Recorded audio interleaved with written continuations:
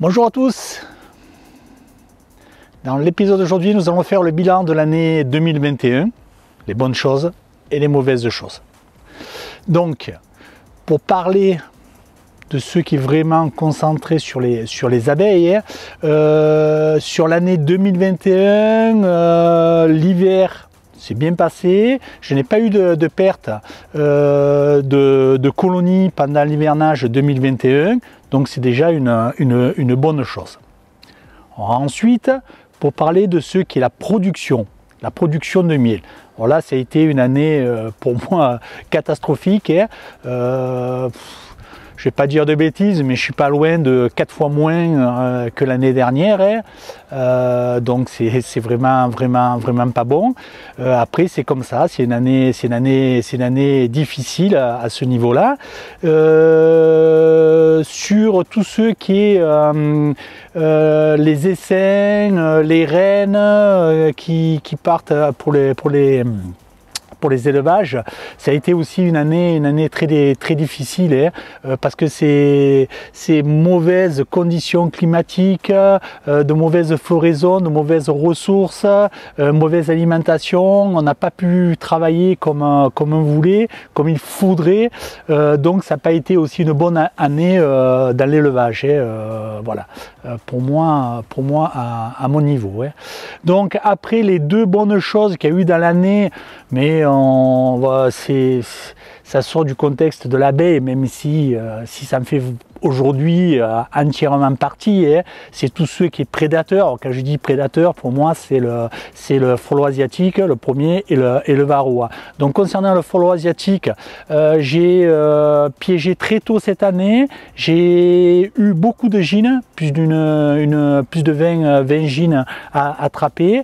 J'ai eu une très faible infestation de frelons asiatiques tout le long de cette saison. Est-ce que c'est dû au piégeage? Est-ce que c'est dû aux conditions climatiques? Tout le monde peut avoir un avis là-dessus. Maintenant, j'attends d'avoir une étude sérieuse, précise, qui démontre un petit peu ce qui s'est passé, parce qu'il y en a qui ont été infestés, il y en a qui n'ont pas été infestés, etc. Donc voilà. Donc pour le frelon asiatique, cette année, ça n'a pas été dramatique. J'en ai eu, mais rien de catastrophique. Le varroa, pareil, cette année, je suis arrivé à tenir un taux varroa bas tout le long de l'année sur les ruchers, avec des traitements, un suivi précis et des traitements un petit peu toute l'année. Quand j'ai dit toute l'année, c'est les saisons de l'année, c'est pas toutes les semaines. Donc à ce niveau-là, c'est pas mauvais sur les prédateurs, mais le bilan global de l'année 2021 n'est pas une bonne année. Voilà. 2021 est mort, vive 2022, et que 2022 soit une très belle année apicole. Ça ferait du bien pour tout le monde. Donc moi, pour 2022, donc mon gros projet, c'est plus qu'un projet, parce que c'est en train de se mettre en place. Je suis obligé d'augmenter mon nombre de ruchers, donc je vais en rajouter 2. Pourquoi augmenter mon nombre de ruchers? C'est pouvoir produire plus d'essaims et de reines qui partent à la vente. Donc je suis obligé de m'organiser différemment. Donc les 2 emplacements sont trouvés, il y en a un qui est déjà prêt, j'ai plus qu'à mettre mes ruches, à tout bien installer comme il faut. L'eau, il y en a à proximité, donc là-dessus je suis tranquille. Il est bien abrité du vent, parce que il est dans un petit bois, et à 300 ou 400 mètres à vol d'abeilles, il y a quelques hectares de lavande. Il n'y a pas que de la lavande, il y a de la garrigue, il y a d'autres choses. Donc celui-ci a un gros potentiel mellifère autour de lui. Donc le second sera plus près de chez moi, et il est basé dans un domaine viticole. C'est aussi dans un bois de chêne où il va être installé, et ce domaine viticole est un domaine bio. C'est le domaine des Bouzons, qui est situé à Sauveterre dans le Gard. qui font un excellent vin.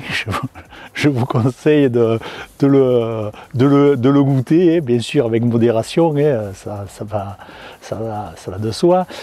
Donc pour revenir à ce rucher, donc il va être installé à peu près au milieu du domaine viticole. Le domaine viticole est en bio et l'avantage qu'ils ont, c'est qu'entre chaque travée de vigne, ils plantent des fleurs qui amènent de l'azote, qui font de l'engrais, etc. pour les vignes. Et il y a eu un gros développement d'insectes, il y a beaucoup d'abeilles qui y vont, etc. Donc je pense que mes abeilles seront un endroit, entre guillemets, privilégié à ce niveau-là. Donc je verrai dans un futur qui va être proche, parce que c'est les ruches, je vais en installer là au retour de la floraison, sûrement, je pense, hein, au retour de la floraison d'abricotiers, les premières, pour rucher des garennes, vraiment l'organiser pour l'élevage. C'est le plus près de chez moi, il est à deux pas de chez moi. J'y vais à pied, donc c'est pour ça que je vais garder celui-là que pour l'élevage avec les nucléi, etc. Donc voilà mes projets pour 2022. Comme je dis toujours, les projets, ça se décide bien avant pour pouvoir y travailler, que ça mûrisse et être prêt au moment voulu. Hein. Donc j'ai pas décidé ça hier soir en regardant la télévision. Hein. Ça fait déjà un moment que j'y travaille dessus. Hein. Donc voilà. Ensuite, la continuité de la chaîne, eh bien écoutez, pour 2022, on va repartir sur une saison.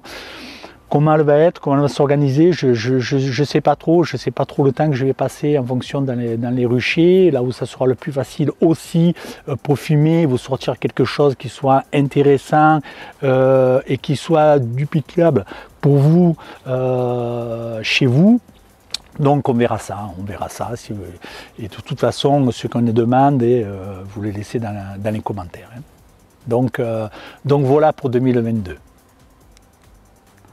À mon tour de vous souhaiter de très bonnes fêtes de fin d'année, que cette année 2022 vous apporte ces 1000 petits riens qui rendent la vie si agréable. Allez, à bientôt les amis, et surtout, passez de très bonnes fêtes.